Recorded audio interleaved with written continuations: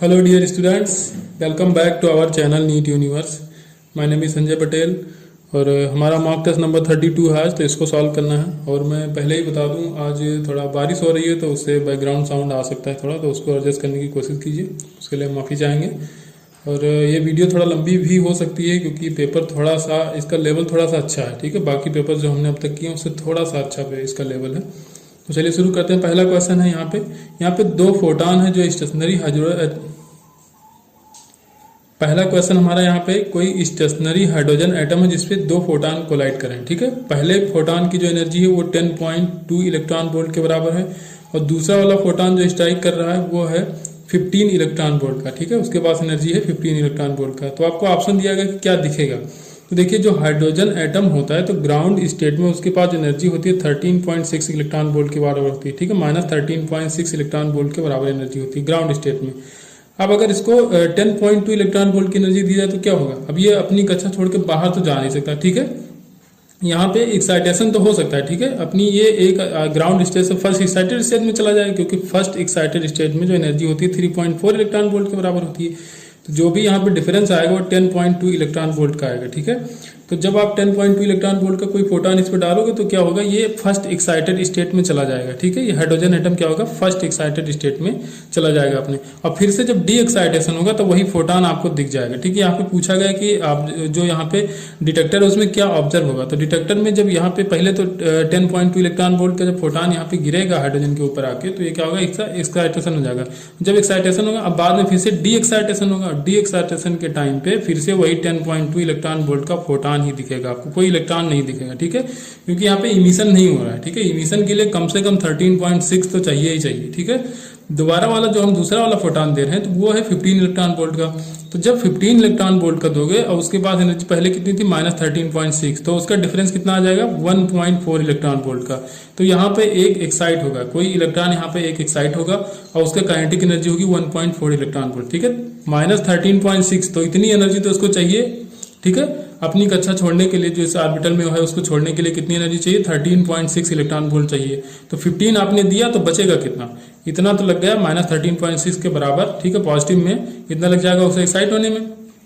तो अब देखिए कितना उसके पास काइनेटिक एनर्जी बची रह जाएगी, 1.4 इलेक्ट्रॉन वोल्ट। तो जो डिटेक्टर होगा वहां पे क्या ऑब्जर्व होगा, एक फोटॉन ऑब्जर्व होगा 10.2 इलेक्ट्रॉन वोल्ट का, जो कि डी एक्साइटेशन में निकलेगा।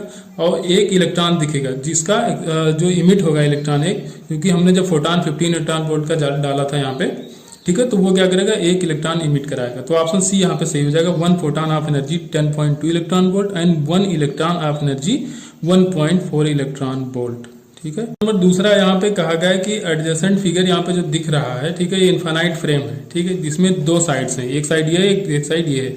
यहाँ से एक पार्टिकल को प्रोजेक्ट किया जाता है V0 स्पीड से, ठीक है। एंगल इसका दिया गया 45 डिग्री, मास इसका m है। कोफिशिएंट ऑफ रेस्टिट्यूशन इसमें दिया गया E = 0.5 के बराबर, ठीक है। इनिशियल वेलोसिटी इसकी दी गई है V0 के बराबर। तो कह रहा है इसमें लॉस ऑफ काइनेटिक एनर्जी कितना होगा, ठीक है। काइनेटिक एनर्जी कितना होगा, फाइनली काइनेटिक एनर्जी कितना होगा। तो देखिए अब यहाँ पे जब कोलिजन होगा, जब यहाँ से आई तो इसका जो आपका ये वाला x कंपोनेंट होगा वही तो यहाँ पे कोलाइड करेगा, बाकी जो इसका y कंपोनेंट होगा वो तो इसको ऊपर लेके जाएगा, क्योंकि ये फ्रेम वर्टिकल है, ठीक है। तो जो y कंपोनेंट यहाँ से आएगा वो इसको ऊपर लेके जाएगा, x कंपोनेंट होगा वो यहाँ पे टकराएगा, ठीक है। तो इसका x देखिए थीटा वाला कंपोनेंट तो ये कॉस होगा और ये परपेंडिकुलर ये साइन हो जाएगा। तो ये हो जाएगा V0 sin 45, sin 45 की वैल्यू 1/√2। तो देखिए अब यहाँ आके टकराएगा, फिर से वापस जाएगा, लेकिन टकराते टकराते इसकी यही वेलोसिटी तो जीरो होगी, एक्स कंपोनेंट वाली ही, तो वर्टिकल वाली में तो कोई फर्क पड़ नहीं रहा है, ठीक है, उस पर कोई इफेक्ट नहीं पड़ेगा। तो जो कोफिशिएंट ऑफ रेस्टिट्यूशन होता है तो वो क्या करेगा, इसकी काइनेटिक एनर्जी घटाएगा, ठीक है।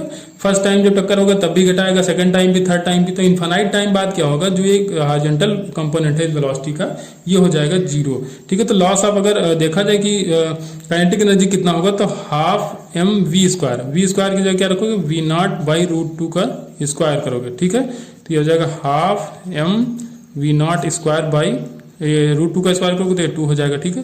तो mv स्क्वायर बाई 4 हो जाएगा, तो इसको करोगे 0.25 mv0 का स्क्वायर, ठीक है। क्योंकि ऑप्शन इसी फॉर्म में दिया इसलिए हमने लिख लिया। तो जो फाइनल काइनेटिक एनर्जी इसकी कितनी हो जाएगी, 0.25 mv0 का स्क्वायर के बराबर हो जाएगी।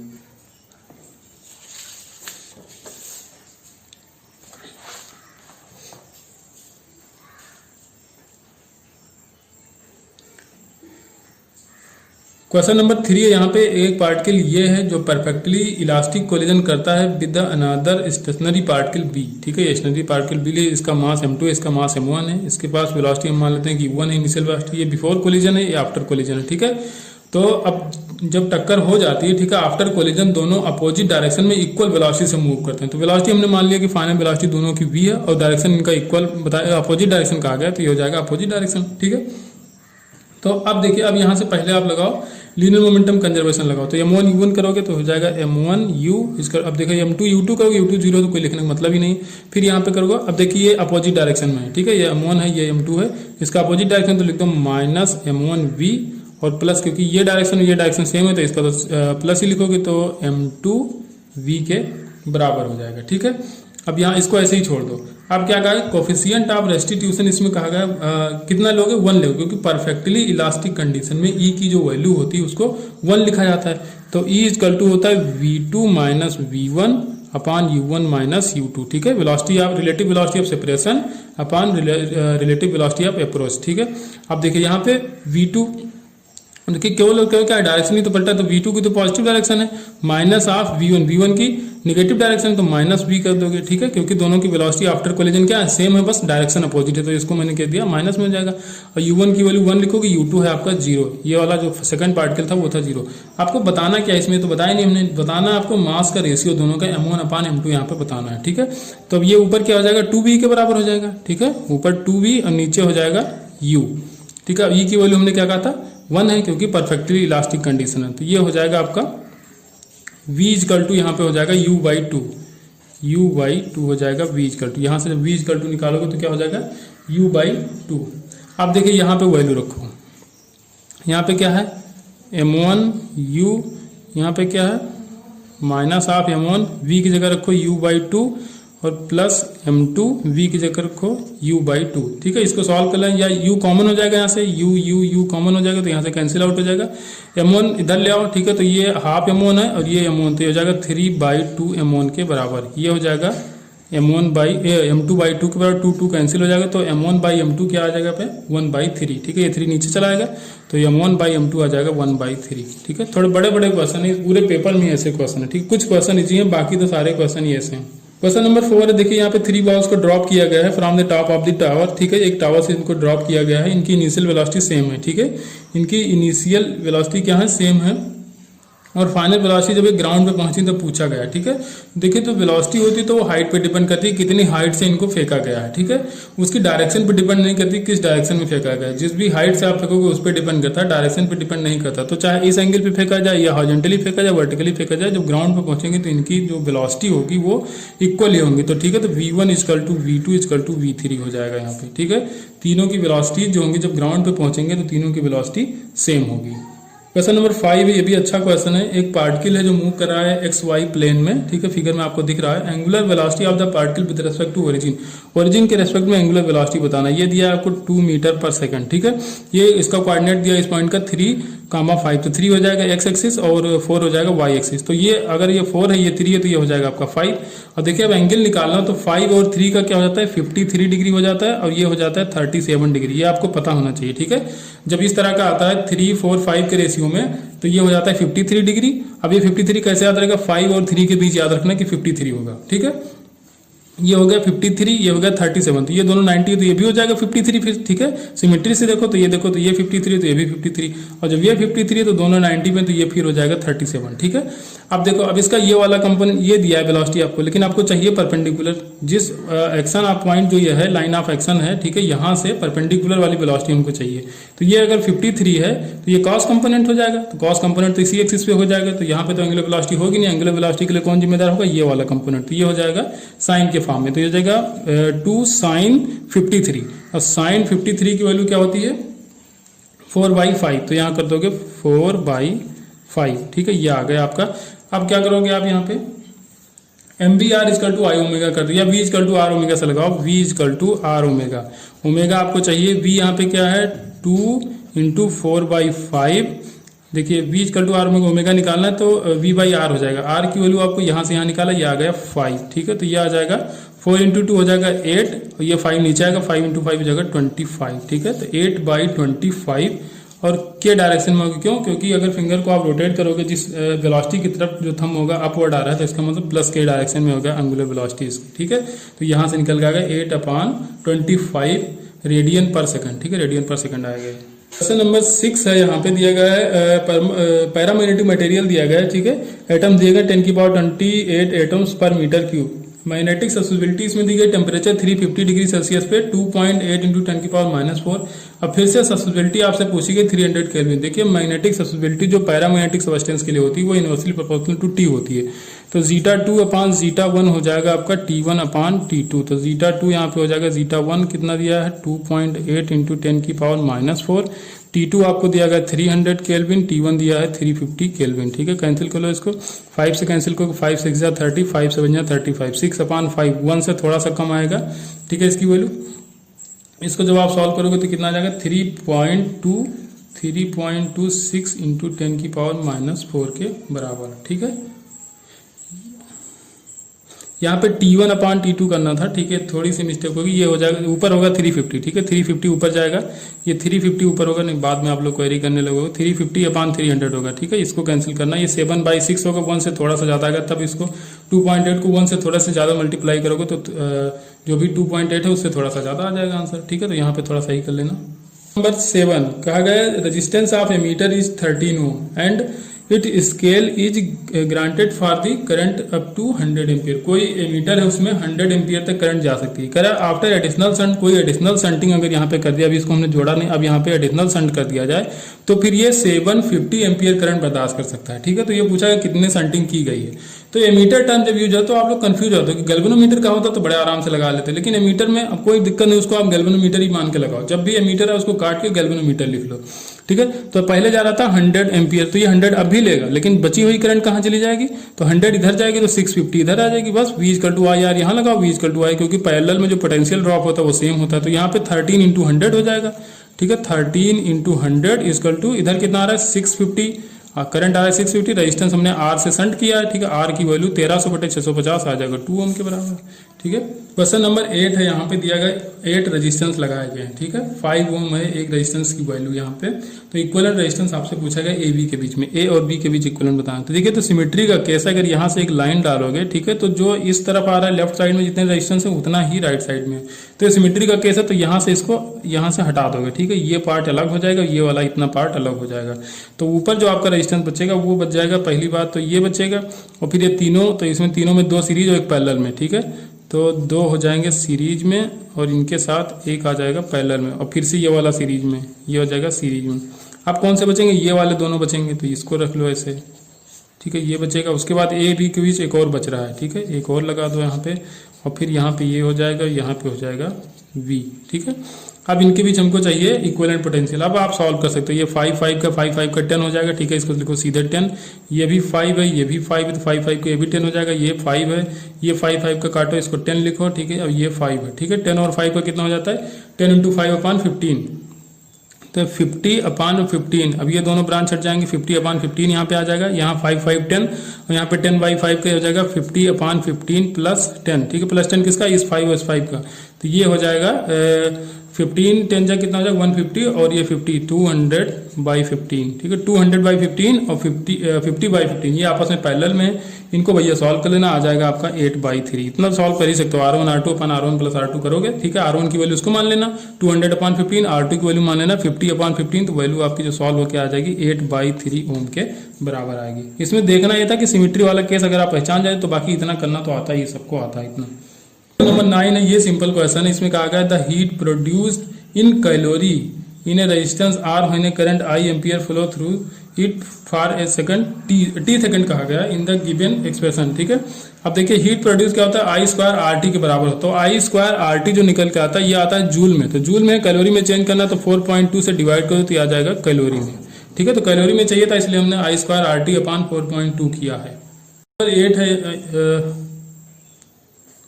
क्वेश्चन नंबर 10 दिया गया, यहाँ पे ये 10 है, 8 नहीं है। कहा गया if all the meters are ideal, यहाँ पे जितने भी एमीटर और वोल्ट मीटर लगे ये आइडियल हैं।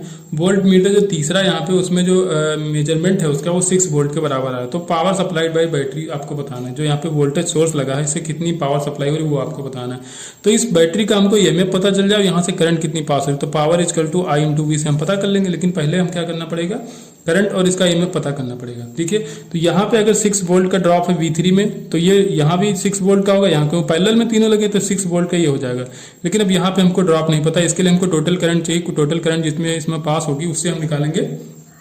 तो जितना ड्रॉप ये आएगा तो उसको 6 में ऐड करेंगे तो ये बैटरी का ईएमएफ निकल आएगा, और करंट तो पता चलेगी तभी ये पता चलेगा। तो इसके लिए हमको पहले चाहिए करंट। तो करंट अब V3 यहाँ पे कितना है, 6 वोल्ट के बराबर है, तो यहाँ पे 6 वोल्ट का ड्रॉप होना चाहिए। तो V इक्वल टू आई, तो 6 वोल्ट है और रजिस्टेंस है 20 ओम का, आई यहाँ पे पता चल जाएगा। तो आई इक्वल टू हो जाएगा यहाँ पे 6/20। ऐसे हमको यहाँ पता चल जाएगा आई जो हो जाएगा। तो V इक्वल टू आई, यहाँ भी लगाओगे तो आई हो जाएगा आपका 6/10। तो 6/10 और 6/20, तो ये टोटल करंट यहाँ निकल के आएगी। तो टोटल जो आई टोटल होगा वो हो जाएगा 6/20, 6/10, 6/20। तो 20 यहाँ पे एलसीएम लोगे तो यहाँ पे क्या हो जाएगा, 10 2 जा 20 हो जाएगा। तो ये हो जाएगा 12 प्लस 6 हो जाएगा 18/20। ठीक है, टोटल करंट जो आएगी आपकी 18/20 आएगी। तो यहाँ से पास होगी 18/20 इस मीटर में। ठीक है, अब यहाँ पे जो वही करंट इसमें जाएगी 3 ओम में, तो यहाँ पे जो वोल्टेज ड्रॉप आएगा वो कितना आएगा, V equal to I R के बराबर। आई है आपका 18/20 इंटू 3। ठीक है, ये वोल्टेज ड्रॉप यहाँ पे आया। अब टोटल वोल्टेज ड्रॉप कितना हो जाएगा, 6 वोल्ट यहाँ पे था और ये इतना ड्रॉप यहाँ पे आ गया। तो टोटल जो होगा इसमें 6 ऐड कर दो तो ये टोटल ड्रॉप आ जाएगा। ठीक है, दोनों मिला के ड्रॉप आ गया। अब करंट आपका आया था 18/20, तो जो पावर आ जाएगा वो आएगा आई इंटू वी। आई कितना आया, 18/20, क्योंकि जो करंट यहाँ से पास होगी वही तो यहाँ जाएगी, क्योंकि जितनी करंट यहाँ से निकल के जाएगी उतनी यहाँ पे आएगी भी। तो 18/20 टोटल करंट है। आई इंटू वी, वी की वैल्यू हमने निकाला, ये पूरा आ गया यहाँ पे 18 इंटू 3/20 प्लस 6 के बराबर। ठीक है, इसको सॉल्व कर लेना तो ये आपका निकल के आ जाएगा 30 वाट के बराबर। तो ये आ जाएगा आपका 30 वाट। ठीक है, क्वेश्चन नंबर 11 है, अच्छा क्वेश्चन। यहाँ पे कोई स्विच है जो पहले ओपन है, कह रहा है बाद में when the switch is close the total amount of charge that flow from y to x। ठीक है, y इसमें दिया नहीं कि y यही होगा, यही पॉइंट y होगा, तो y से x कितना चार्ज फ्लो होगा। तो पहले अगर इनिशियली देखा जाए, ठीक है, तो चार्ज कितना होगा, तो Q इक्वल टू किससे लगाएंगे, CV से लगाएंगे। अब CV, तो V भी हमको नहीं पता, तो टोटल वोल्टेज जो है 9 वोल्ट का है। ठीक है, तो Q इक्वल टू क्या होता है, C इंटू V होता है। तो जो अगर आपको सीरीज में देखना है तो Q सेम होता है, तो आपका जो V होगा इनवर्सली प्रोपोर्शनल टू C होता है, जिसका C कम उसका V ज्यादा। तो इसका 3 माइक्रोफैरड है, तो यहाँ पे 6 वोल्ट का ड्रॉप आएगा। ठीक है, यहाँ पे आ जाएगा 3 वोल्ट का ड्रॉप। अब Q इक्वल टू CV से अगर निकालो तो यहाँ पे क्या हो जाएगा, 18 कूलाम हो जाएगा, 18 कूलाम, और ये भी 18 कूलाम, क्योंकि सीरीज में जो होता है चार्ज वो सेम होता है। ठीक है, तो अभी आ गया पहले 18 कूलाम, 18 कूलाम। ये पॉजिटिव टर्मिनल है, ये इसका नेगेटिव टर्मिनल हो जाएगा, फिर से ये पॉजिटिव टर्मिनल और ये नेगेटिव टर्मिनल आ जाएगा आपका। ठीक है, क्योंकि ये नेगेटिव से जुड़ा है, नेगेटिव टर्मिनल आ जाएगा इसका। तो इनिशियल चार्ज कितने थे, 18 कूलाम और 18 कूलाम दोनों पे। अब बाद में देखना जब इसको स्विच को क्लोज करोगे, यहाँ पे स्विच जब आपने बंद करी, ठीक है, तो अब ये इसके पैरेलल में हो जाएगा और ये इसके पैरेलल, तो जितना ड्रॉप इसमें होगा उतना ड्रॉप यहाँ पे होगा, तो उस हिसाब से फिर से चार्ज निकालना पड़ेगा। तो करंट देखो, तो करंट आई इक्वल टू क्या हो जाएगा, V/R। V है 9 वोल्ट, R हो जाएगा 6 और 3 9, 1 एम्पियर की करंट जाएगा। 1 एम्पियर की करंट जाएगी तो यहाँ पे 3 वोल्ट का ड्रॉप आएगा और यहाँ पे 6 वोल्ट का drop. V equal to IR से 6 वोल्ट का ड्रॉप आएगा। अब फिर से लगाओ Q इक्वल टू CV, तो Q इक्वल टू C, इसका कितना है 6 माइक्रोफैरड और V 6 वोल्ट, तो 6 और 6 का मल्टीप्लाई करोगे 36 आ जाएगा। ठीक है, 36 माइक्रो कूलाम। और यहाँ पे आ जाएगा ये V है 3 और ये भी इसका जो C है वो भी 3 है, तो ये आ जाएगा 9 माइक्रो कूलाम, 9 माइक्रो कूलाम। ठीक है, अब यहाँ पे कितना था, ये -18 माइक्रो कूलाम रहा होगा, बाद में कितना होगा -9, इसका मतलब +9 माइक्रो कूलाम यहाँ पे ऐड हुआ। तो +9 यहाँ से सप्लाई, मान लो कि यहाँ सप्लाई होगा +9, तो +9 तो इधर के लिए गया। अब यहाँ देखिए, यहाँ पे कितना था, +18 था। ठीक है, यहाँ +18 था, इधर -18 था, बाद में कितना होगा 36 होगा, मतलब इधर कितना सप्लाई होगा 18 कूलाम, तो इधर 18 कूलाम गया, तो 18 कूलाम इसके लिए गया और 9 कूलाम इसके लिए जाएगा, तब हो पाएगा। यहाँ पे कितना होगा, बाद में यहाँ पे 9 माइक्रो कूलाम हुआ और यहाँ पे कितना हो 36 माइक्रो कूलाम। तो टोटल कितना फ्लो हो Y to X, तो 9 इसके लिए 18 इसके लिए, तो टोटल हो जाएगा 27 माइक्रो कूलाम के बराबर। ठीक है, तो टोटल चार्ज जो फ्लो होगी 27 माइक्रो कूलाम के बराबर फ्लो होगा यहाँ से। क्वेश्चन नंबर 12 है, इसमें कहा गया कि 2 स्फीयर है, पहले का रेडियस 2 सेंटीमीटर और दूसरे का 3 सेंटीमीटर है, इनको चार्ज किया गया है सेम पोटेंशियल तक। ठीक है, पोटेंशियल दोनों का सेम है। If σ1 and σ2 with respectively are the value of surface charge density. ये क्या सरफेस चार्ज डेंसिटी है, तो आपको सिग्मा 1 सिग्मा 2 का रेशियो बताना। तो V1 इक्वल टू V2 करना है, तो V आपका क्या होता है KQ/R के बराबर होता है। अब Q, तो Q इक्वल टू क्या लिखोगे सिग्मा इंटू ए, ठीक है। Q की जगह क्या लिखोगे सिग्मा इंटू ए लिखोगे। तो V1 V2 सेम है क्योंकि कहा सेम पोटेंशियल पे, तो यहाँ पे क्या K की वैल्यू क्या होती है 1/4πε0, तो कट ही जाएगा, तो K हो जाएगा। और Q1 की जगह क्या लिख दोगे सिग्मा 1 A1 लिख दो, ठीक है। तो सिग्मा 1 A1/R1, तो सिग्मा 1 A1 की जगह लिखोगे 4πr², 4πr², ठीक है। ये R स्क्वायर को R1 का स्क्वायर कर दो अपान R1 इक्वल टू हो जाएगा यहाँ पे सिग्मा 2 4 पाई रहेगा, ठीक है। यहाँ 4 नहीं लिखा, 4πr2 का स्क्वायर अपान R2, ठीक है। इस कैपिटल लिख दो, कोई दिक्कत नहीं है, ठीक है। तो अब ये R1 से R1 काटोगे, ये इसी का रेडियस है, ठीक है। यहाँ कैपिटल लिख गया, थोड़ी सी मिस्टेक हो रही है यहाँ पे। ये R1 कट जाएगा, यहाँ से R2, तो यहाँ पे ऊपर R2 बचा रहेगा, यहाँ पे ऊपर R1 बचा रहेगा। तो सिग्मा 1 अपान सिग्मा 2 जब करोगे, सिग्मा 2 इधर लाओगे तो क्या हो जाएगा R2/R1 हो जाएगा। R2 आपका दिया है 3 सेंटीमीटर, R1 दिया है 2 सेंटीमीटर, हो जाएगा 3/2। क्वेश्चन नंबर 13, अच्छा क्वेश्चन। यहाँ पे इंस्टेंटेनियस करंट दी गई है, इंस्टेंटेनियस वोल्टेज दिया गया है, आपसे पावर पूछा गया, ठीक है।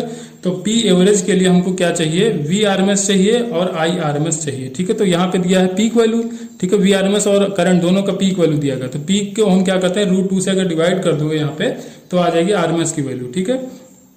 तो यहाँ पे हम क्या करेंगे इंटू cos थीटा भी होता है, ठीक, cos फाई भी होता है ये VRMS IRMS into cos phi. cos phi यहाँ पे जो फेज डिफरेंस वो 0 है क्योंकि इसका थीटा सेम है, तो फेज डिफरेंस 0, तो cos थीटा की वैल्यू 1 हो जाएगी, इसलिए हमने लिखा नहीं था।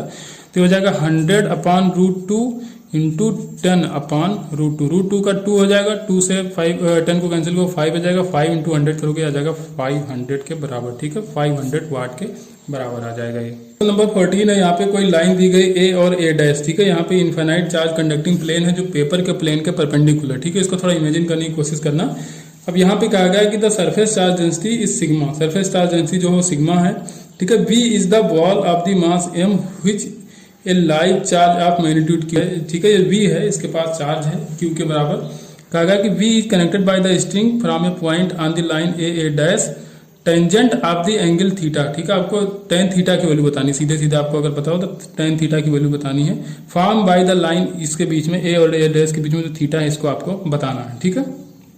तो अब देखो यहाँ पे जो इलेक्ट्रिक फोर्स यहाँ पे है, ये प्लेन है पेपर के प्लेन के परपेंडिकुलर, ठीक है। इसमें सिग्मा जो है वो charge density, surface charge density है, तो इसकी वजह से जो इलेक्ट्रिक फील्ड यहाँ पे होगा E होगा, तो E की वैल्यू जो हो जाएगी तो हो जाएगी सिग्मा/ε0, ठीक है। तो F जो फोर्स लगेगा क्या लगेगा F इक्वल टू QE के बराबर लगता है, तो Q आपको दिया गया है, E हो जाएगा सिग्मा/ε0, ठीक है। ये हो जाएगा फोर्स। नीचे की तरफ क्या लगेगा, इसमें mg नीचे की तरफ लगेगा। अब देखिए ये टेंशन होगी और इसमें थ्रेड में कोई टेंशन होगी, ठीक है। अब ये अगर थीटा तो ये भी थीटा होगा, तो ये हो जाएगा T cos थीटा, ठीक है। और ये हो जाएगा आपका T sin थीटा, ठीक है। T sin थीटा किसके बराबर होगा, इसके बराबर, T cos थीटा इसके बराबर हो जाएगा। तो आप लिखोगे T sin theta equal to हो जाएगा F की वैल्यू है Q सिग्मा/ε0 और नीचे फिर T cos थीटा किसके बराबर है mg के बराबर। देख लो T cos थीटा किसके बराबर है mg के बराबर है। T कैंसिल आउट होगा, sin थीटा/cos थीटा की वैल्यू हो जाएगी tan थीटा, और tan थीटा की वैल्यू ही पूछी थी, तो ये हो जाएगा सिग्मा Q/mg/ε0 के बराबर, ठीक है। ऑप्शन सही हो जाएगा डी यहाँ पे। क्वेश्चन नंबर 15 है, अच्छा क्वेश्चन है। If the voltage across the 500 ohm is 5 volt then R2, 500 जो रेजिस्टेंस है इसके थ्रू वोल्टेज जो दिया गया 5 वोल्ट दिया गया, तो 5 वोल्ट यहाँ पे तो V इक्वल टू IR लगाओ, ठीक है। तो V दिया है 5 वोल्ट, IR दिया है 500, तो I हो जाएगा आपका 5/500, तो ये हो जाएगा 1/100 के बराबर, ठीक है। यहाँ पे 1/100 करंट जा रही है, 1/100 करंट इसमें है, तो इसमें भी 1/100 जाएगी, ठीक है। तो यहाँ पे 1 वोल्ट का ड्रॉप आएगा, ठीक है। V इक्वल टू आएगा, तो यहाँ पे 1 वोल्ट, यहाँ पे 5 वोल्ट कहा गया था, तो टोटल ड्रॉप यहाँ पे आ गया 6 वोल्ट, ठीक है। तो 6 वोल्ट यहाँ आएगा, तो 6 वोल्ट इसके थ्रू भी आना चाहिए, लेकिन अब इसमें हमको करंट नहीं पता, तो हम नहीं बता सकते कितना ड्रॉप होगा यहाँ पे, ये कितना रेजिस्टेंस है इसमें। तो आप देखिए यहाँ पे 6 वोल्ट का ड्रॉप आ गया और बैटरी है 18 वोल्ट की, तो बाकी कहाँ पे आया होगा, बाकी ड्रॉप यहाँ पे आ गया होगा, ठीक है। यहाँ कितना आएगा 12 का ड्रॉप। यहाँ पे V इक्वल टू IR लगा, तो V equal to IR, I हमको निकालना है यहाँ पे, R है यहाँ पे 400 के बराबर, तो I आ जाएगा यहाँ पे 12/400, ठीक है। 4 3 12, ये हो जाएगा 3/100, 3/100 तो 1/100 तो ऊपर जा रहा है, हमने भी बताया था आपको। यहाँ पे करंट कितनी आ रही है 1/100, तो 2/100 यहाँ पे आ रही होगी, तो 2/100। अब V equal to I R, V फिर से कितना है यहाँ पे 1 वोल्ट और 5 वोल्ट मिला के 6 वोल्ट का ड्रॉप ऊपर है, तो 6 वोल्ट का नीचे भी आना, तो 6 equal to V equal to I R, I कितना है 2/100 इंटू R2, R2 आपको निकालना है, आराम से निकालिए, यहाँ से 2 से कैंसिल करके 3 आ जाएगा, 3 को मल्टीप्लाई कराओ 300 के बराबर आ जाएगा। ठीक है, क्वेश्चन नंबर 16 है, एन इनफाइनाइट कंडक्टिंग शीट है, सरफेस चार्ज डेंसिटी यहाँ पे भी दिया गया सिग्मा है, distance between the 2 point is R, यहाँ पे पॉइंट ए और बी के बीच में जो डिस्टेंस है वो आर है, पोटेंशियल डिफरेंस आपको बताना है V A minus V V. ठीक है, तो जो आपका V A minus V V होगा वो हो जाएगा ए टू वी। ठीक है, ए टू वी हम चल रहे हैं ई डी आर के बराबर हो जाएगा, क्योंकि आपको पता है ई जो होता है वो D V by D R के बराबर होता है। ठीक है, तो इंटीग्रेशन कर देंगे तो हमारा यहाँ पे वी आ जाएगा, डिफरेंशिएशन करते हैं तो ई आ जाता है। ठीक है, तो अब देखिए, अब इसको कहाँ से ए से बी तक करना है, तो ये हो जाएगा आपका E V minus A, V minus A की वैल्यू आपको दिया गया है कि आर के बराबर है, ई हो जाएगा आपका सिग्मा बाई 2 एप्सिलॉन नॉट, ये हो जाएगा आर के बराबर,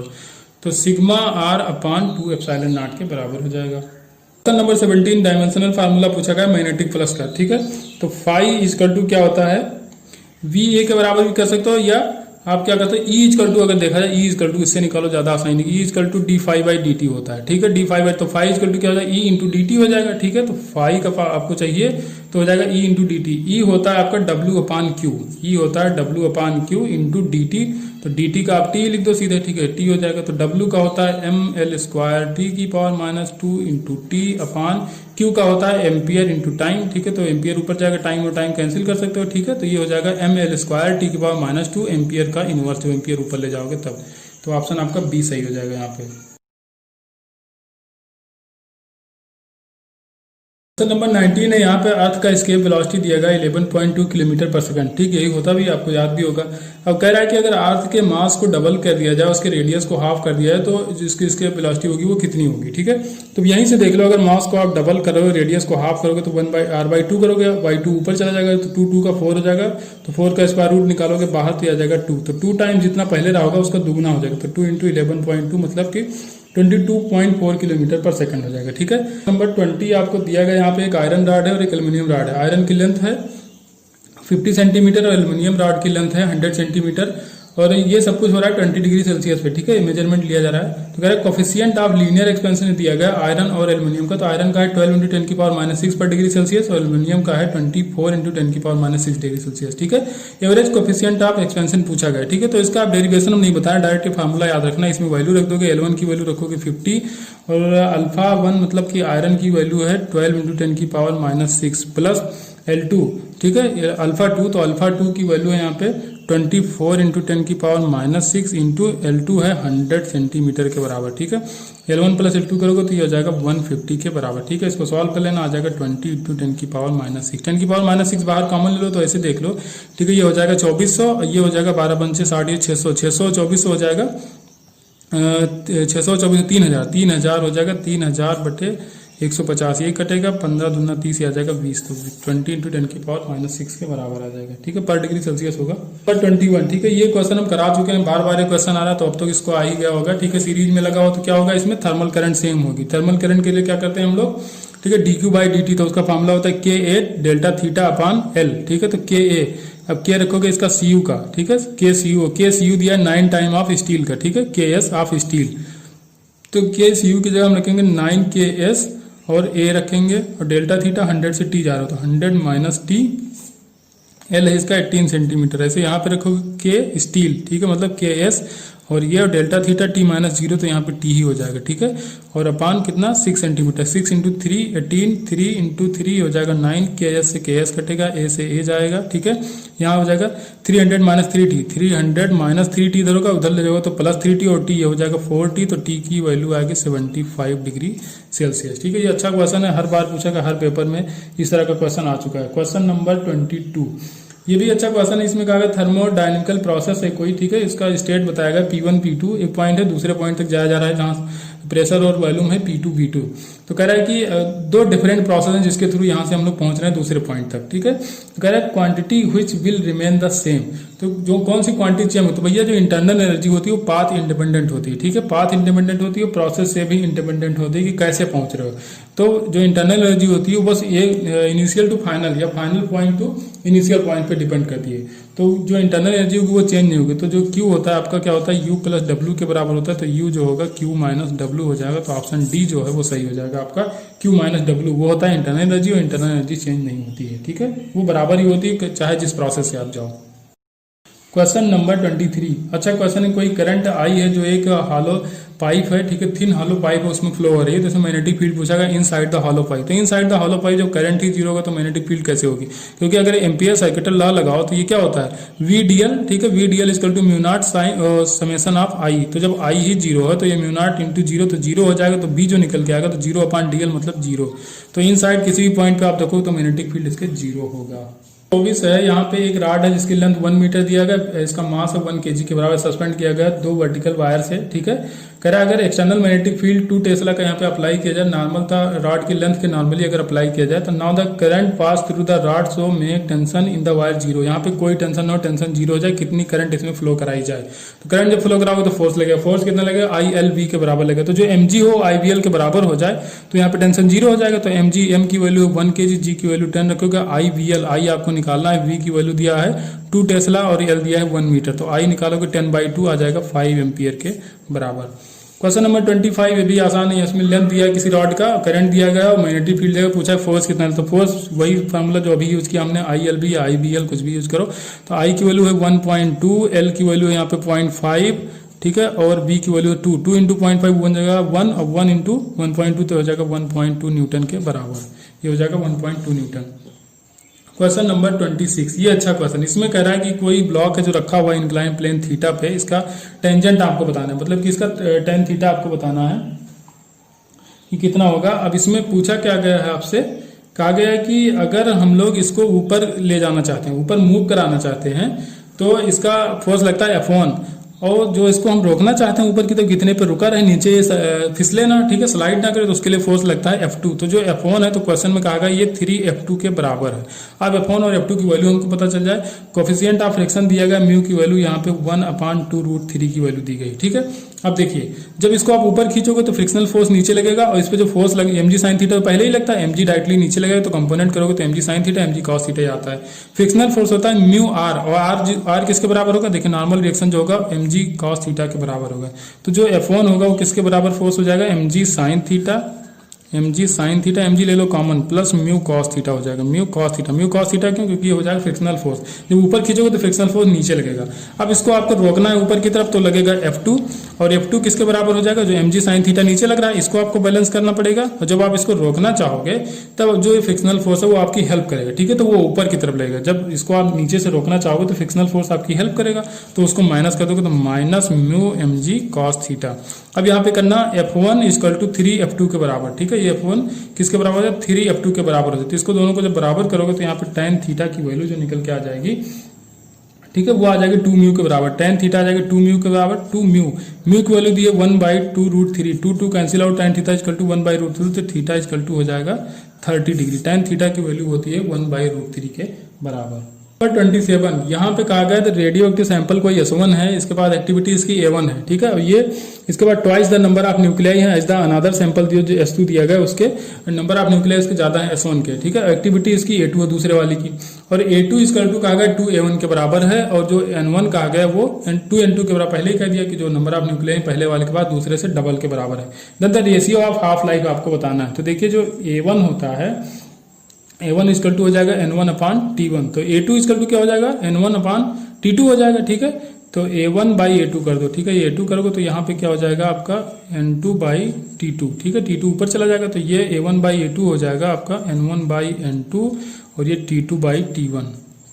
अब आपको निकालना है T1/T2, तो T1 उधर ले जाओ, तो T1/T2 जब करोगे तो N1/N2 तो ऐसे रह जाएगा, ठीक है, N1/N2, और ये A1 आएगा नीचे, A2 जाएगा ऊपर, तो हो जाएगा A2/A1। अब देखिए अब यहाँ पे A2 की वैल्यू 2A1 के बराबर दिया, तो 2A1 रख लो, और N1 दिया है आपको 2N2 के बराबर, तो इसको कर लो 2N2, तो N2 कैंसिल, A2 कैंसिल, तो ये हो जाएगा 4, 2 2 जा 4, तो ये जाएगा 4:1 के बराबर। ठीक है, ये कितना आ जाएगा 4:1 के बराबर आ जाएगा। 28 है, ये अच्छा क्वेश्चन है। Half life of radioactive substance A is 4 day, half life कितना दिया 4 डेज दिया गया, तो probability that nucleus will decay in 2 half life, देखिए n/n0 अगर करोगे यहाँ पे तो हो जाएगा 1/2 इंटू पावर में नंबर ऑफ हाफ लाइफ, क्योंकि टोटल टाइम को जो हाफ लाइफ से डिवाइड करो तो नंबर ऑफ हाफ लाइफ है, तो वो दिया है 2, तो ये हो जाएगा 1/4। लेकिन 1/4 ये क्या होता है, ये यहाँ पे रिमेनिंग है, लेकिन डिसइंटीग्रेट होने की प्रोबेबिलिटी कितनी है, कितना डिसइंटीग्रेट होगा, तो ये 1 माइनस करना पड़ेगा, तो 1 माइनस करोगे तो आ जाएगा 3/4। ठीक है, तो डिसइंटीग्रेशन की जो प्रोबेबिलिटी आएगी वो आ जाएगी 3/4 के बराबर। ये तो रिमेनिंग बचा, 1/4 रिमेनिंग होता है। Question number 28, photo electric effect का क्वेश्चन है। आइंस्टीन का जो इक्वेशन होता है, आइंस्टीन फोटो इलेक्ट्रिक इक्वेशन जो होता है, काइनेटिक एनर्जी K = E-5, ई की जगह हमने H नहीं लिखा, यहाँ पे h/λ क्यों नहीं लिखा, क्योंकि आपको जो ग्राफ बताना है वो काइनेटिक एनर्जी, ठीक है, KE और न्यू के बीच में बताना। तो देखो अब यहाँ पे जो इंटरसेप्ट है निगेटिव आ रहा है, तो इंटरसेप्ट निगेटिव मतलब कहीं इंटरसेप्ट यहाँ आना चाहिए, और स्लोप है वो पॉजिटिव है, तो मतलब एक्यूट एंगल बनेगा, तो यहाँ से ऐसे ग्राफ शुरू हो गया। अगर इसको यहाँ मिलाना चाहो तो ये हो जाएगा आपका इंटरसेप्ट -5 के बराबर। ये ग्राफ याद करना, ये पूछा गया है, ठीक है, इसको याद कर लो। 30, ये भी अच्छा क्वेश्चन है। स्फेरिकल बॉल दिया गया है, 1 सेंटीमीटर रेडियस हमने मीटर में चेंज कर लिया, और इसकी डेंसिटी दी गई है 4 × 10³ kg/m³। इसको ड्रॉप किया गया किसी लिक्विड में जिसका डेंसिटी दिया गया 2 × 10³ kg/m³। ईटा की वैल्यू दी गई 0.1 न्यूटन सेकंड पर मीटर स्क्वायर, और दिया गया डिस्टेंस ये कितना मूव करेगी 1 सेकंड में after attaining terminal velocity. Terminal velocity का फार्मूला लगभग हर पेपर में हमने यूज किया, हर पेपर में इसका क्वेश्चन भी आया है। तो यहाँ से वैल्यूज रखो, तो 2 रखोगे, 2/9 तो कांस्टेंट, r² करोगे तो 10⁻⁻4 आ जाएगा। ईटा की वैल्यू 0.1 दी गई है। अब देखिए sigma minus rho minus sigma करना है, तो 4 - 2 करोगे, पावर इक्वल है तो हो जाएगा 2 × 10⁻3, तो 2 × 10⁻3, जी की वैल्यू 10 रखो, 10 इसमें मल्टीप्लाई 10⁻4 हो जाएगा, तो ये जाएगा 10⁻4, ये हो जाएगा 10⁻⁻4, कैंसिल आउट हो जाएगा। 2 का हो जाएगा 4, यहाँ पे पॉइंट हटाओ, ये 0 हो जाएगा, 20 दूना 40, ये हो जाएगा 40/9 मीटर/सेकंड। ये आ गई टर्मिनल वेलोसिटी। आपको डिस्टेंस है, तो distance equal to velocity into time, तो 40/9, टाइम आपको कहा गया 0.1 सेकंड में कितना चलेगा, तो 0.1 इसमें मल्टीप्लाई कराओ, 0 हट जाएगा, आ जाएगा 4/9 मीटर के बराबर। डाउनवर्ड इसका मोमेंट जो होगा वो डाउनवर्ड होगा, वो कितना चलेगा 4/9 मीटर डाउनवर्ड। ठीक है, 4/9 इसमें आप भी दिया, लेकिन आप थोड़ा ना जाएगी, ऊपर से ड्रॉप करो तो नीचे ही जाएगी। क्वेश्चन नंबर 31, यहाँ पे 2 राइट एंगल ट्रायंगल इनको आपस में कॉन्टैक्ट में रखा गया है। पहले का रिफ्रैक्टिव इंडेक्स √3 है, दूसरे का √2 है। ये लिक्विड इधर भरा हुआ है जिसका रिफ्रैक्टिव इंडेक्स √3 के बराबर ही है, यहाँ पे ईयर है। ठीक है, अब इसमें कह रहा है कि अगर कोई डेविएशन ना हो, यहाँ से जब लाइट निकल रही है तो कोई डेविएशन नहीं हो रहा है, यहाँ से लाइट इंटर कर रही है, ठीक है, यहाँ से लाइट निकल रही है और कोई डेविएशन नहीं आ रहा है, तो उसके लिए आपको बताना है यहाँ पे एंगल ऑफ इंसिडेंस जो आई है वो कितना होगा। तो मान लो एंगल ऑफ इंसिडेंस यही है, ठीक है, तो यहाँ से दोनों का रिफ्रैक्टिव इंडेक्स जब सेम है तो सेम इंटर करेगी ऐसे, ठीक है, यहाँ से इंटर करेगी और फिर ऐसे पास होगी यहाँ पे, ठीक है, ये पास होती जाएगी और यहाँ पे निकल गई, तो अब ये हो जाएगा आपका, और यहाँ पे नॉर्मल डालोगे, ठीक है, ये हो जाएगा आपका आई। तो अब ये देखिए ये 90 है, ये भी 90 होगा, राइट एंगल ट्रायंगल दोनों को बताएगा, ठीक है, राइट एंगल प्रिज्म कहा गया है, ठीक है, तो यहाँ पे हो जाएगा ये आई, ठीक है, ये आई हो जाएगा, तो ये क्या हो जाएगा आपका 90 - आई, ठीक है, ये क्या हो जाएगा 90 - आई के बराबर, तो इसको लिख लो आप 90 - आई, और यहाँ पे देखो अब ये क्या हो जाएगा, यहाँ पे अगर ये आर है तो ये क्या हो जाएगा 90 - आर हो जाएगा, ठीक है, और ये सिमेट्री से देखो तो ये भी हो जाएगा आपका 90 - आर, ठीक है। अब आप सिनेस ला लगाओ, तो यहाँ से लगाओगे तो ये हो जाएगा म्यू की वैल्यू √3 साइन 90 - आर, तो हो जाएगा कॉस आर के बराबर, ठीक है, ये हो जाएगा कॉस आर, तो कॉस आई होगा, यहाँ पे आई है ना, ये आई है तो ये आई होगा कॉस आई इक्वल टू, दूसरे फेस पे लगाओगे तो म्यू2 की वैल्यू कितना है √2 के बराबर है, साइन 90 - आर करोगे तो हो जाएगा कॉस आर के बराबर। ये इक्वेशन फर्स्ट हो गया। अब इस पे आओ, ठीक है, तो यहाँ पे करोगे आप साइन आई, ठीक है, यहाँ पे साइन आई, क्योंकि कहा गया डेविएशन नहीं हो रहा, डेविएशन नहीं होगा, इसका मतलब जिस एंगल पे एंटर हुआ था उसी एंगल पे निकलेगा, तो हो जाएगी साइन आई, यहाँ पे म्यू की वैल्यू 1 हो जाएगी क्योंकि यहाँ पे ईयर है, ठीक है, यहाँ 1 हो जाएगा, ईयर है, इक्वल टू म्यू2। अब ये देखिए यहाँ पे क्या है √2 है, ठीक है, √2 के बराबर है, और कितना हो जाएगा साइन R1, ठीक है, यहाँ पे है R1, तो ये हो जाएगा साइन R1, या R लिख लो, हमने R कहीं यूज ही नहीं किया तो साइन R हो जाएगा। अब दोनों इक्वेशन बन के, दोनों इक्वेशन को आप पहले स्क्वायर करोगे, स्क्वायर करके जब ऐड करोगे दोनों को, तो ये यहाँ पे स्क्वायर करके ऐड करोगे तो आ जाएगा 3 cos square I plus sine square I equal to 2 के बराबर आ जाएगा, ठीक है। अब यहाँ से साइन स्क्वायर आई को इस तरफ लाओगे तो क्या हो जाएगा माइनस साइन स्क्वायर आई तो 2 को लिख दो 1 + 1, तो 1 + 1 इधर साइन स्क्वायर को इधर लाओगे तो साइन स्क्वायर आई। 1 माइनस साइन स्क्वायर आई को लिख दो कॉस स्क्वायर आई। कॉस स्क्वायर आई को इधर लाओगे तो 3 कॉस स्क्वायर आई है, -1 हो जाएगा तो 2 कॉस स्क्वायर आई हो जाएगा। 2 cos square I equal to इधर कितना बचा, यही वाला 1 बचेगा। अब 2 को इधर ले आओ तो 1/2 हो जाएगा, तो cos square I equal to 1/2, तो स्क्वायर हटाओ तो यहाँ पे √2 आ जाएगा, तो कॉस आई इक्वल टू 1/√2, तो जो आई होगा वो हो जाएगा 45 डिग्री के बराबर। ठीक है, थोड़ा ध्यान से इसको दोबारा सॉल्व कर लेना। यहाँ पे क्या होगा 90 - r होगा, ये हो जाएगा आपका आर, एंगल ऑफ रिफ्रैक्शन। जब ये आर होगा तो ये क्या हो जाएगा 90 - r हो जाएगा। नंबर 32 माइक्रोस्कोप का क्वेश्चन है। ठीक है, कंपाउंड माइक्रोस्कोप क्वेश्चन। इसमें ट्यूब लेंथ दी गई आपको 30 सेंटीमीटर, ऑब्जेक्टिव जो पीस है उसका फोकल लेंथ 1 सेंटीमीटर है और आई पीस का 6 सेंटीमीटर, लीस्ट डिस्टेंस विजन कितना 25 सेंटीमीटर होता है। आपको मैग्निफिकेशन बताना है, तो ये मैग्निफिकेशन जो होगा ME × M0 के बराबर होगा। ठीक है, ME × M0 के बराबर टोटल मैग्निफिकेशन है। और आप सारी वैल्यूज रखिए, ये फार्मूला आप याद कर लो, नहीं तो बहुत कॉम्प्लिकेशन होता है। ठीक है, सारी वैल्यूज रख के फिर निकालना थोड़ा मुश्किल हो, तो ये फार्मूला याद रखो।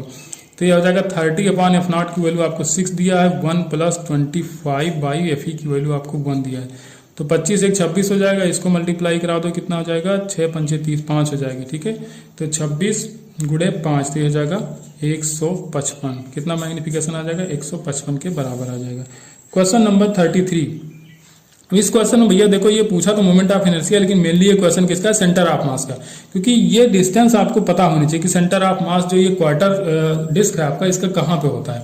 तो क्वार्टर डिस्क का जो सेंटर ऑफ मास होता है वो ओरिजिन से उसके 4r/3π × √2 के डिस्टेंस पे होता है। तो ये आपको याद हो तो ये क्वेश्चन आसान था। अब ICM आपसे पूछा है सेंटर ऑफ मास पे, तो I = क्या होता है ICM + mr²। ICM चाहिए तो I - mr², I की वैल्यु 1/2 mr², तो ये तो हो जाएगा इसका डिस्क का। ठीक है, और -12 mr², तो m और ये डिस्टेंस कितनी r², तो इसको रखो 4r/3π √2 का स्क्वायर।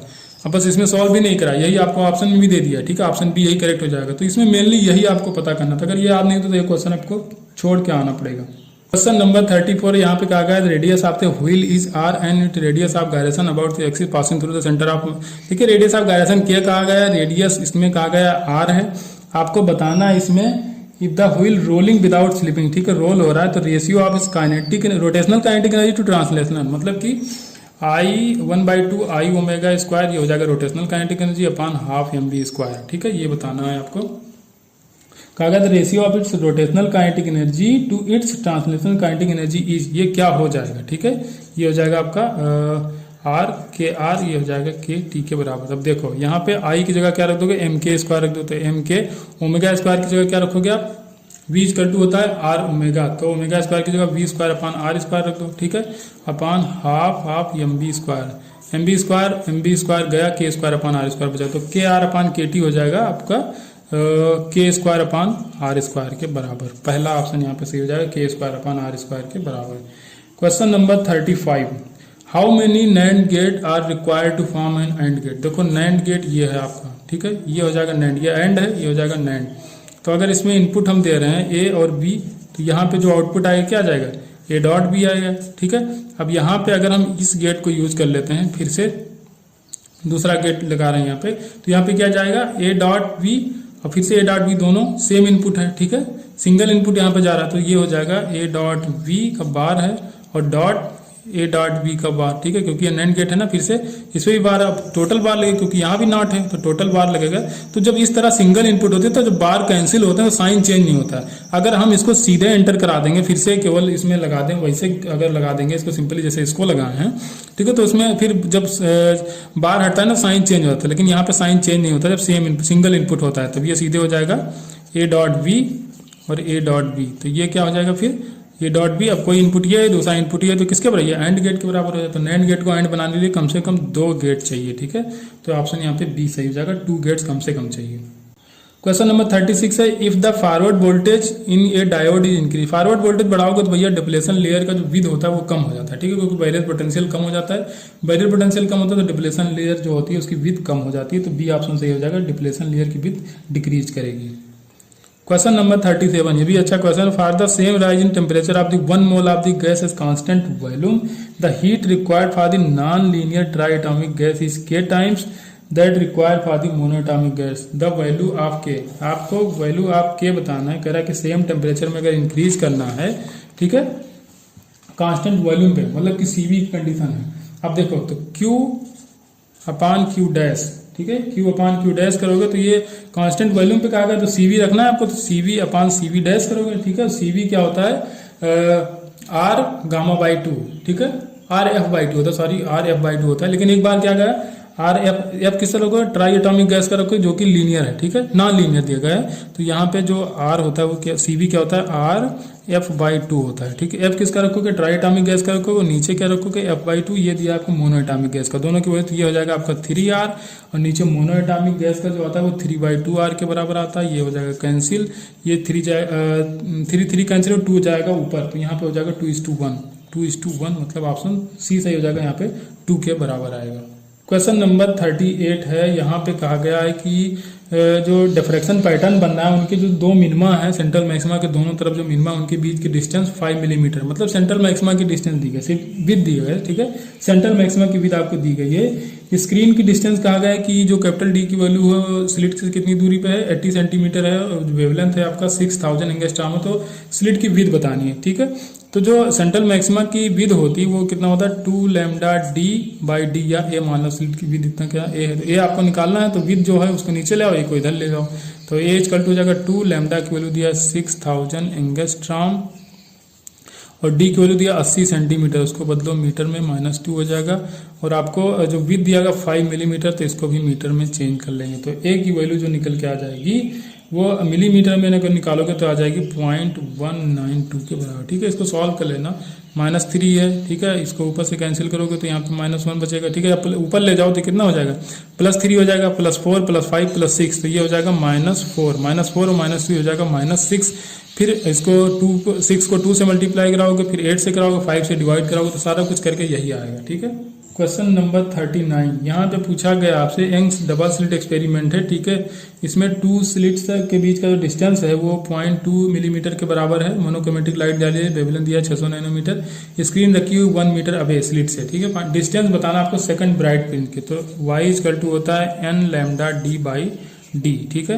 अब n की वैल्यू 2 रखो क्योंकि सेकंड पूछा है, तो n की वैल्यू 2 रखोगे, लैम्डा दिया है 600 नैनोमीटर, तो 10 की पावर -9, डी की वैल्यू 1 मीटर आपको दिया है, और स्लिट की विड्थ जो दिया है 0.2 मिलीमीटर, 2 × 10 की पावर -4 करोगे, 0.2 दिया था, ठीक है, 2 से 2 कैंसिल आउट हुआ, -4 को ऊपर ले जाओगे, +4 +5 +6, ठीक है, तो +6 यहाँ पे, तो 6 × 10 की पावर -3 बचेगा, तो सीधे आंसर लिख दो 6 मिलीमीटर के बराबर। क्वेश्चन नंबर 40 दिया गया है, कोई इंजन है जो मूव कर रहा है एक वाल की तरफ, ठीक है, उसकी वेलोसिटी दी 50 मीटर पर सेकंड, और ये इमिट कर रहा है कोई फ्रीक्वेंसी 1.2 किलोहर्ट्ज की, ठीक है, speed of sound in air दिया गया 350 मीटर पर सेकंड, कह रहा था frequency of the note after reflection from the wall head by the driver. ये जो इंजन का ड्राइवर यहाँ पे बैठा हुआ है, तो पहले यहाँ जाएगी साउंड, यहाँ टकराएगी, और लौट के जब आएगी तो उसकी फ्रीक्वेंसी कितना सुनेगा, तो पहले आप निकालो कि यहाँ पे फ्रीक्वेंसी कितनी पहुंचेगी, f डैश, ठीक है, तो f dash equal to f0 v plus minus v0 upon v plus minus vs, ये होता है डॉपलर का फार्मूला, ठीक है।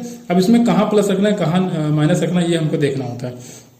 हम मान रहे हैं कि वॉल के पास f डैश पहुंच रहा है, तो f डैश हो जाएगा f0 इंटू v, तो उसमें तो कोई चेंज होगा नहीं। अब ये देखिए ऑब्जर्वर की जो स्पीड है वो कितनी है यहाँ पे, तो वॉल हो जाएगा यहाँ पे ऑब्जर्वर, तो ऑब्जर्वर की स्पीड हो जाएगी 0, क्योंकि ये वॉल है, वॉल स्थिर है भाई, रुकी हुई है, ठीक है, स्टैटिक है, तो ऑब्जर्वर तो वॉल ही है ना, क्योंकि इसी को सुनना है, दीवारों के भी कान होते हैं, वाला याद रखो, तो दीवार का कान है, दीवार रुकी हुई, तो इसके ऑब्जर्वर की वेलोसिटी हो जाएगी 0 अपॉन v। अब यहाँ पे क्या करेंगे, तो जो सोर्स की स्पीड है उसकी वजह से इसको बढ़ी हुई फ्रीक्वेंसी सुनाई, क्योंकि सोर्स लगातार उसी की तरफ आ रहा है, तो जो बढ़ी हुई सुनाई देने के लिए एफ डैश की वैल्यू बढ़नी चाहिए, और इसको बढ़ाने के लिए जो डिनोमिनेटर है उसको कम होना पड़ेगा, और कम होने के लिए हम क्या करेंगे, इसको माइनस करेंगे, तो माइनस ऑफ vs हो जाएगा, ठीक है, vs मतलब इस गाड़ी का जो वेलोसिटी हो जाएगा। अब ये इसको सुनाई देगा f डैश, अब फिर से ये सोर्स का काम करेगा, अब ये हो जाएगा सिंक, ठीक है, तो f डबल डैश जब आप निकालोगे तो ये हो जाएगा सोर्स, ठीक है, तो यहाँ पे हो जाएगा f डैश, ये हो जाएगा f डैश। अब देखिए v प्लस माइनस vs, अब सोर्स क्या है, सोर्स कौन है यहाँ पे, सोर्स अब होगी दीवार, ठीक है, तो दीवार, और ऑब्जर्वर कौन होगा, ऑब्जर्वर यहाँ पे बैठा हुआ है, तो वो दीवार की तरफ जा रहा है, तो ऑब्जर्वर फिर से उसी तरफ जा रहा है, तो उसका मतलब उसके जो भी वेलोसिटी होगी उसकी प्लस होगी, ठीक है, प्लस, क्योंकि यहाँ पे उसकी तरफ जा रहा है तो उसको ज्यादा फ्रीक्वेंसी सुनाई देनी चाहिए जो दीवार से टकरा के आनी चाहिए, तो प्लस हो जाएगा यहाँ पे vs के बराबर, ठीक है, अपॉन v प्लस। अब सोर्स कौन है, अब सोर्स ये दीवार, दीवार क्या सोर्स का काम करे, दोबारा वाले में दीवार सोर्स का काम करती है, तो सोर्स की स्पीड हो जाएगी 0, बस यही वैल्यू रखो। f डैश की वैल्यू यहाँ पे जब रखोगे f0 v upon v minus vs, यहाँ पे क्या बचेगा नीचे भी है, तो अगर इसकी वैल्यू यहाँ पे रख दी जाए एफ डैश, यहाँ पे ये है ना एफ डैश को हम इधर रख रहे हैं, एफ डैश की वैल्यू कितनी है F naught V upon V minus V S, V और वी कैंसिल आउट हो जाएंगे तो V plus V S upon V minus V S. अब आप भैया इसको कर लेना, ये कितना हो जाएगा, वी है आपको 50 दिया गया, वी एस है 350, तो ऊपर हो जाएगा 400 और नीचे कितना बचेगा 300, ठीक है। ये कैंसिल आउट 4/3 और एफ नॉट की वैल्यू आपको यहाँ पे एफ नॉट भी है ना, एफ नॉट की वैल्यू 1.2 दिया गया, तो 1.24/3, 3 चौक 12, 0.4 को 4 से मल्टीप्लाई तो 1.6 किलो हर्ट्ज के बराबर आ जाएगा, ठीक है। तो जो फ्रीक्वेंसी सुनाई देगी उसको रिफ्लेक्शन के बाद 1.6 किलो हर्ट्ज के बराबर सुनाई देगी। क्वेश्चन नंबर 41, यहाँ पे दो वेव दिखाई गई, वेव 1 और वेव 2। इसमें रेशियो ऑफ इंटेंसिटी बताना है 1 to 2 का। तो इंटेंसिटी का जो रेशियो होता है, ठीक, पहले इंटेंसिटी का जो किसके प्रोपोर्शनल होती है, तो एम्पलीट्यूड के डायरेक्टली प्रोपोर्शनल होती है स्क्वायर के, और फ्रीक्वेंसी के, ठीक है, फ्रीक्वेंसी के भी डायरेक्टली प्रोपोर्शनल होती है। तो देखिए जो वेव सेकंड है इसकी फ्रीक्वेंसी दुगना है, ठीक है। जब ये आधी मूव करता है, ठीक है, आधा जब इसका होता है तब इसका एक फुल रोटेशन, तो ये कितना हो जाएगा, इसकी फ्रीक्वेंसी कितनी होती है, ये कंप्लीट वेव हो जाती है तो इसकी फ्रीक्वेंसी डबल है उसकी। तो I1 upon I2 is equal to लिखो A1 अपान A2। A1 कितना है देखिए इसका 9 सेंटीमीटर है और A2 कितना हो जाएगा 3 सेंटीमीटर, ये 3 सेंटीमीटर दिया तो A1 अपान A2 हो जाएगा 3 सेंटीमीटर इसके ऊपर। अब देखिए अब फिर से क्या करना है F1 अपान F2, तो F1 की फ्रीक्वेंसी तो F1 है, ठीक है, उसको F मान लो, और F2 दूसरे वाले की फ्रीक्वेंसी पहले वाले से डबल है तो उसका क्या करोगे 2F कर दोगे, इसका स्क्वायर करोगे, ये कैंसिल आउट हो जाएगा, यहाँ से 3 3 का 9, तो ये 3 का स्क्वायर हो जाएगा 9 और ये 2 का स्क्वायर हो जाएगा 4, तो आ जाएगा 9/4। ये भी क्वेश्चन कई बार करा है कि जो इंटेंसिटी होती है वो एम्पलीट्यूड के स्क्वायर के प्रोपोर्शनल होती है और फ्रीक्वेंसी के भी स्क्वायर के प्रोपोर्शनल होती है। तो सारे अच्छे क्वेश्चन इसी पेपर में डाल दिया है। देखिए अभी ये भी क्वेश्चन अच्छा है, power of the sound from the speaker is 100 watt. Power कितना दिया गया 100 वाट दिया गया है। Power of the sound from the speaker of the radio is increase to 400 watt, ठीक है, 400 वाट तक अगर इंक्रीज कर दिया जाए by increasing the volume of the radio the power increase in decibel as compare to original power, ठीक है। Decibel में आपको बताना है कि कितना इंक्रीमेंट होगा, मतलब कि डेल्टा वही निकालना है पावर का जो, तो पहले हम डेसिबल में पहले निकाले कितना होगा, तो P1 इजकल टू हो जाएगा P0 आपको 10 दिया गया है, ठीक है, लॉग P0 की वैल्यू 10 की पावर -12 ऊपर जाएगा तो 10 की पावर +12 हो जाएगा, और एक 10 और है तो 10 की पावर 13 हो जाएगा, सीधे कैंसिल करो तो 10 की पावर 13 आ जाएगा, आगे तो ये आ जाएगा 130 डेसिबल, ठीक है, ये आ जाएगा P1 की वैल्यू। ऐसे निकालो P2, तो P2 में कितना 400 तक कहा गया था, ठीक है। तो ये फार्मूला कौन सा होता है, ये यहाँ पे यहाँ जो रखोगे ये होता है 10 ही होता है, ठीक है, ये 10, ये P0 नहीं होता, यहाँ पे 10 ही रखा जाता है, ठीक है, P0 तो यहाँ रखा जाता है, ये 10 होता है, ठीक है। तो यहाँ पे हो जाएगा 10 लॉग, और यहाँ पे P0 की वैल्यू 400 कहा गया है, नीचे 10 की पावर -12 फिर से करोगे, ठीक है। तो P2 जो आएगा वो 10 लॉग, ये 10 की पावर ये 12 हो जाएगा, लेकिन यहाँ पे करोगे आप 4 × 10 की पावर 14 हो जाएगा, 2 0 इस पर पावर पे चढ़ा दोगे तो 14 आ जाएगा, ठीक है। अब यहाँ पे आप 10 करोगे और यहाँ पे लिख सकते हो log 4 + log 14 का 10, ठीक है। तो यहाँ पे लिख सकते हो आप log 4 + 14 log 10, ठीक है। इसकी वैल्यू सीधे 14 हो जाएगी, log 4 की वैल्यू होती है 0.6 और 14, ठीक है, तो 14.6 × 10, ये कितना आ जाएगा लगभग क्या पूरे आ जाएगा 146, ठीक है। 146 लाख पहले कितना था 130, जो चेंज होगा उसको निकाल लो तो -130 करोगे तो आ जाएगा 16 डेसिबल। कितना चेंज होगा डेसिबल में 16 डेसिबल का चेंज होगा। भैया ये फार्मूला याद कर लो, P = होता है डेसिबल में निकालना है तो 10 log P0 अपान 10 की पावर -12 होता है, ठीक है। ये फार्मूला आप याद कर लीजिए। क्वेश्चन नंबर 43, ठीक है, यहाँ पे कहा गया था mass the system shown in the figure release from the rest, ये सिस्टम को रेस्ट से छोड़ा गया है with the spring is natural length of the spring just touch the pulley and the spring are massless. Spring को massless कहा गया है, फ्रिक्शन एब्सेंट है यहाँ पे, का value of spring constant K की वैल्यू आपको 40 दिया गया है, ठीक है, 40 न्यूटन पर मीटर आपको दिया गया है। The speed of 5 kg block when 2 kg block leave the content, जब ये कॉन्टेक्ट को छोड़ता है तब इसकी स्पीड आपको बतानी है कि कितनी होगी, ठीक है। तो अगर टेंशन यहाँ पे देखिए तो टेंशन किसके बराबर होगा mg के बराबर होगा, ठीक है। टेंशन अगर देखा है तो T = हो जाएगा mg, m है 2, g है 10 तो हो जाएगा 20 न्यूटन के बराबर। और F = क्या होता है kx होता है, ठीक है। तो आपको एक्सटेंशन देखना है स्प्रिंग में कितना होगा, तो F = kx, और F कितना होगा यहाँ पे स्प्रिंग में कितना फोर्स लगेगा, टेंशन के बराबर ही लगेगा, ठीक है, क्योंकि पुली का मास भी 0 दिया तो जो टेंशन यहाँ होगी वही टेंशन यहाँ होगी, तो ये हो जाएगा 20 के बराबर। तो x = हो जाएगा 20 अपान K की वैल्यू 40 दिया है, 40 करोगे आ जाएगा 1/2, तो K की वैल्यू आ गई 1/2। अब देखना है इसका जो पोटेंशियल एनर्जी में इंक्रीमेंट होगा, ठीक है, तो mgx होगा, mg एक्स, ठीक है, डिक्रीमेंट होगा। तो अगर इसको रेफरेंस मान लो तो ये नीचे आएगा, तो mgx होगा, तो ये किसके बराबर होगा, इसका जो काइनेटिक एनर्जी गेन होगी उसमें half mv square plus spring का potential energy half kx square के बराबर, ठीक है। तो अब इसको सॉल्व करना, तो v निकल के m की वैल्यू आपको दिया है 5 kg, g की वैल्यू 10, x की value 1/2 equal to half, m की वैल्यू फिर से 5, v स्क्वायर आपको निकालना ही है प्लस हाफ, k की वैल्यू 40, x स्क्वायर की वैल्यू 1/2 का स्क्वायर करके 4 10 जा 40, 2 5 जा 10, ये आ जाएगा 5, यहाँ कैंसिल करोगे ये आ जाएगा 5 5 5 जा 25, 25 माइनस 5 आ जाएगा 20, 20 से 2 को मल्टीप्लाई करेगा 40, 40 बाई 5 आएगा तो ये आ जाएगा 8, तो v स्क्वायर इक्वल टू 8, तो v इक्वल टू 2√2 के बराबर आ जाए। तो इसका जो भी वेलोसिटी होगी 2√2 के बराबर। शायद ये समझ गए होगे, बहुत ही आसान था, इसमें कुछ था नहीं। बस जो वर्क हो रहा है mgx उसको हमने किसके बराबर कर दिया, इसमें जो काइनेटिक एनर्जी गेन हो रहा है उसको, जो पोटेंशियल एनर्जी स्प्रिंग में स्टोर है उसको, बस दोनों चीज के बराबर कर दोगे आपका आंसर आ जाएगा, ठीक है। इस तरह के क्वेश्चन मैंने बहुत सॉल्व किए थे अपने टाइम में। क्वेश्चन नंबर 40 आपके स्क्रीन पे 44 आपके स्क्रीन पे दिख रहा है। For the potential energy function shown in the figure there will be an unstable equilibrium at a position. Unstable equilibrium कहाँ होगा, आपको पोजीशन दी गई ए बी एंड सी पे, ठीक है। तो आपका यहाँ पे देखो, अगर in the potential energy curve the point at maximum, जहाँ पे क्रेस्ट इसका मैक्सिमम होगा, जैसे बी पे देखो तो जो क्रेस्ट आ रहा है तो वो मैक्सिमम आ रहा है। अगर वहां से कोई पार्टिकल रखा है तो लेफ्ट या राइट कहीं भी उसको थोड़ा सा डिस्प्लेस कर दोगे, थोड़ा सा अगर डिस्प्लेसमेंट उसको दोगे तो क्या हो जाएगा, वो फिसल जाएगा, ठीक है। तो वहां पे अनस्टेबल है। इक्विलिब्रियम क्यों कहा जा रहा है, क्योंकि वहां पे जो स्लोप आ रहा है वो है 0। बी पॉइंट पे अगर देखा जाए तो कर्व आपको दिख रहा होगा, वहां पे स्लोप 0 है, तो वो मतलब कि क्या होगा, du/dx वहां पे 0 मतलब फोर्स 0 है, स्लोप 0 मतलब फोर्स 0 है। फोर्स 0 तो वह स्टेबल तो होगा, ठीक है, मतलब इक्विलिब्रियम में तो होगा, लेकिन स्टेबल नहीं होगा, क्योंकि थोड़ा सा डिस्प्लेसमेंट उसको मिलने पे वो वहां से पार्टिकल फिसल सकता है, ठीक है। तो ऐसे भी देख सकते हो, वहां पे ये अनस्टेबल हो जाएगा। अगर यही बात यहाँ पे ए पे होती तो यहाँ पे स्टेबल इक्विलिब्रियम आ जाता, ठीक है। तो ये ऑप्शन यहाँ पे बी सही हो जाएगा, यहाँ पे अनस्टेबल इक्विलिब्रियम आएगा पॉइंट बी पे।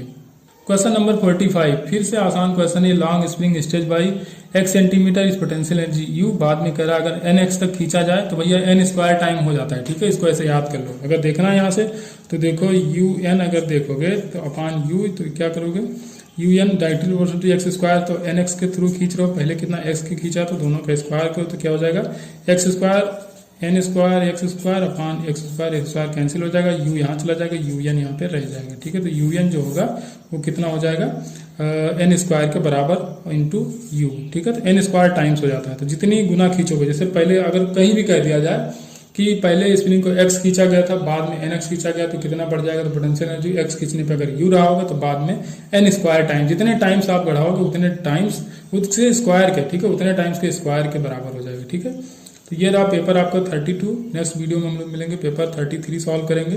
और जो रिमेनिंग पेपर के लिए आप लोग बोल रहे हैं तो उसको अभी नहीं कर सकते, जब तक ये रिसेंटली पेपर आते रहेंगे, ठीक है। रिसेंट वाले पेपर जब तक आ रहे हैं तब तक इन्हीं को करेंगे। और ये एनटीए बंद करेगा, ऐसा थोड़ा ना कि एक दिन पहले तक देगा। तो एक दिन पहले तक नीट के एग्जाम के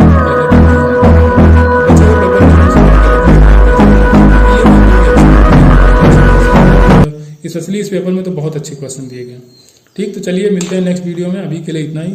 थैंक यू।